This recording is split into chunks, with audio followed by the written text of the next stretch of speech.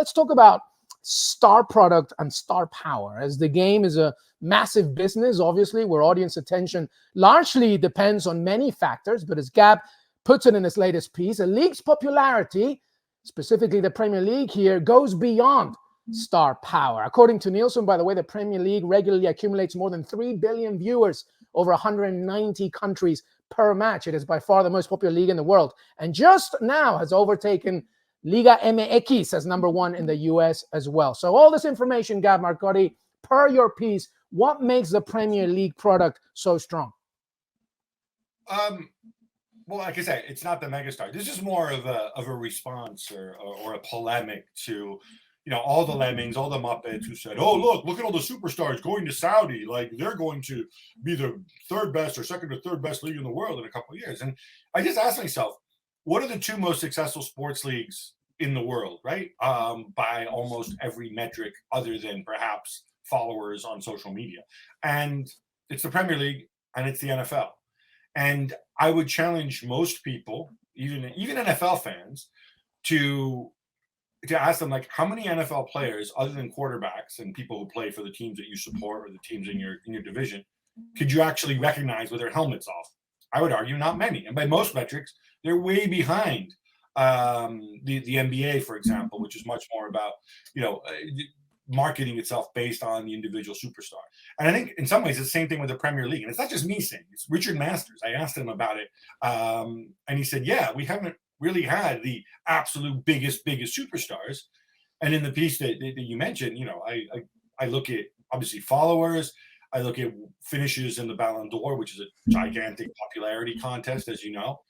And the reality is, when it comes to, you know, superstars with followings and so on, the Premier League obviously has some. It's a massive league, but it's not on a par with leagues elsewhere. Really hasn't been on a par with leagues elsewhere for the past 15 or 20 years. And yet it absolutely wipes the floor with them in terms of commercial success, in terms of audience and importance. So I think the message is that if you have a well-run league, if you have a league with teams that are successful, if you've got a really good product, if you've got governance, if you've got credibility,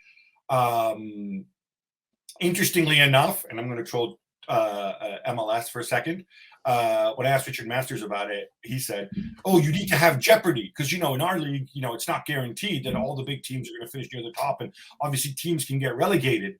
I thought to myself, "Oh, promotion relegation, is that an ingredient to being a successful league? Like, let's make sure MLS don't find out about that one." But yeah, if you have those things, then you can be successful. And, you know, having a superstar, the novelty even of the biggest superstar, you saw that in MLS with David Beckham, with Zlatan and so on, doesn't move the needle in and of itself. People get excited for a while, then they move on to something else. It's probably a good lesson for the Saudi Pro League, Mark Ogden, because per our colleague Rob Dawson, the Saudi Pro League clubs will be heavily focusing on Premier League players this summer, including Kevin De Bruyne, Mohamed Salah, Virgil van Dijk, Alisson, Rafael Varane, Casemiro, Bruno Fernandes, Bernardo Silva, and so many more. Given from that piece and what Gab was just talking about, I take it the Premier League shouldn't be really that worried, or what do you think about that amount of targeted players heading towards the Premier League, or at least getting them out of it? I think on the Saudi situation, I think the Premier League is probably quite excited at the possibility of getting rid of a lot of high earners and a lot of listen, Casemiro, Varane. If Man United are told that is willing to take them off their hands, they'd be delighted. So absolutely no danger of Premier League clubs worrying about Saudi Arabia. I think, you know, I was told last year that yes, they were going to target lots of players, but they were going to stay clear of Northern Europeans because they didn't think they would settle and enjoy the culture. And I think, you know, Jordan Henderson is Exhibit A in terms of, you know, they want to target South Americans, African players, you know, players from that region. So, but on the bigger point of Gab's piece, I think, you know, the most compelling story in the Premier League of the last 20 years was Leicester City winning the top.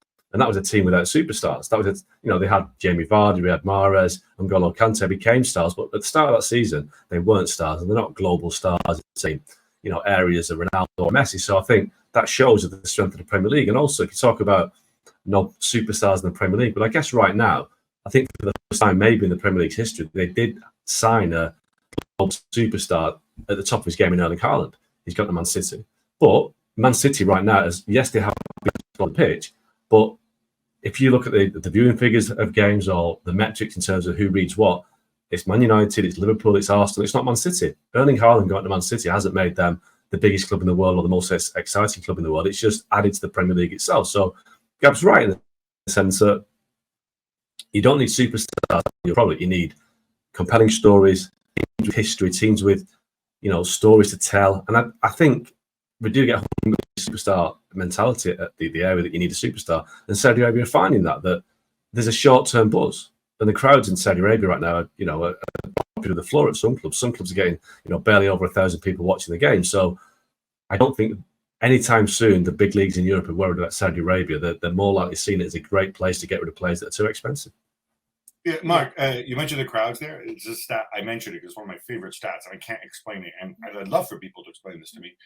The average attendance in Saudi Arabia this season is lower than it was last season before all these stars arrived, and that's despite is it Al Ahly, one of the 4 biggest clubs, being promoted into the top flight, right? Can somebody please explain this to me? Well, they get huge crowds in Riyadh. I think Al Ahly. The average attendance is down. All the superstars absolutely. have come. The average attendance is down. I checked one of the games that I played before Christmas when Jordan Henderson was still there. Gerrard was having a bit of a struggle, and I'm pretty sure it's 3 figures. And I'm like, wow, what sort of attendance is this? But maybe they put the prices up. Maybe they've done the Premier League thing and put the prices. Maybe pricing fans out of the game. I don't know, but still, you're right. The ground should be full if they've got all these aging superstars. Veterans leagues aren't that exciting to fans, are they? They want to see the real deal. Well, a good example of what we're talking about in terms as well of star product, star power, player power is, of course, Kylian Mbappes, who attended a royal reception. You were going to mention Lionel Messi. You're the Lionel Messi correspondent. I can't. Elevating. You've avoided the question all along, LME. What do you mean? I can't listen. Every time I talk about Lionel Messi, $20 goes right into LME's pocket. So I got to be careful about what I say. Let's talk about Kylian Mbappes, for example, by the way, because obviously with this almost but certain, let's hope this French telenovela will be over soon as he will head off to Real Madrid and a new era of the Galacticos will begin. Gab Marcotti, very quickly, because we're running out of time. Do you see Mbappe's move to La Liga, Real Madrid? Will that be a shift? Maybe a little bit of an impetus of power for La Liga over other leagues once Mbappe joins Real Madrid. What do you think? I just finished telling you that it's not about stars; it's about teams. So yeah, but we were talking about the Premier League. I'm just wondering if Mbappe's introduction to La Liga may help a little bit. I mean, we're having a conversation here. Okay, no. So genuinely, I don't think so. No. Well, first of all, I'm surprised nobody's linked Mbappe again to Saudi. Who knows? He hasn't signed for Real Madrid yet, but we're assuming he's going there. But, the dude's changed his mind at the last minute many, many times. So until he signs on the line that is dotted and shows up at his presentation at the Bernabeu, I'm going to assume the man is still the free agent to be. No, I don't think he's going to move the needle because this is Real Madrid we're talking about, right? They're already one of the biggest brands in the world. I mean, when we're talking about marketing success, you market leagues, right? You talked about Van Dijk and Salah possibly leaving Liverpool. When they leave Liverpool, the Liverpool fans will still be there, right? Except for the 3 or 4 Muppets who are like, oh, look, Salah's gone. I'm no longer going to support Liverpool. I'll go support. Yeah, I'm sure people like that exist. I don't want to know people like that. But yes, unfortunately, they exist. But they're not the majority when it comes to the Premier League. So I think Mbappe will make Real Madrid even better than they are. But, the Real Madrid's brand's been around. They've been the biggest club in the world for a long, long time. And I don't think it's going to elevate it's necessarily going to elevate Real Madrid. Does it elevate La Liga? A lot will depend, again, marketing-wise, how, and here it's kind of, inside baseball, the relationship between Real Madrid versus La Liga. Like, do the Real Madrid use Mbappe to market themselves even further, assuming they need to? Or do they kind of cede control a little bit to Tebas and La Liga? That is a whole separate issue. But yeah, there's no question. I mean, he's going to help Real Madrid and by extension La Liga. Augie, last thoughts? Yeah, I do think it would help the league. Obviously, they've seen Messi go in recent years. They lost Ronaldo a few years prior to that, and I do think that La Liga does need a kind of a showcase star. But obviously, they've got Jude Bellingham, who's quite a big star. So I don't think it'll make that much of a difference, but I think it'll make a small difference. But it's still Real Madrid, as Gab says. It's Real Madrid. Had he gone to Barcelona, that might have been a bit different. It might have kind of leveled it out a little bit and shown that Barca are on the way back. But he's just going back to the biggest club. He's going to the biggest brand, I guess. So it would be better for La Liga as a competition, as a global brand, for him to go to Barcelona. But that's not going to happen anytime soon with the way that Barcelona's finances are.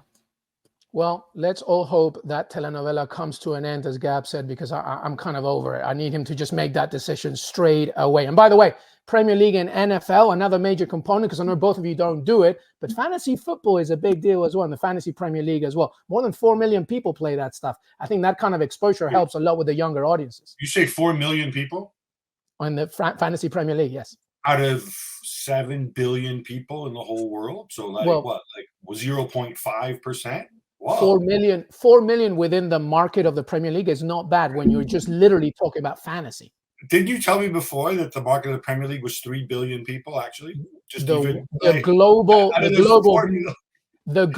viewership.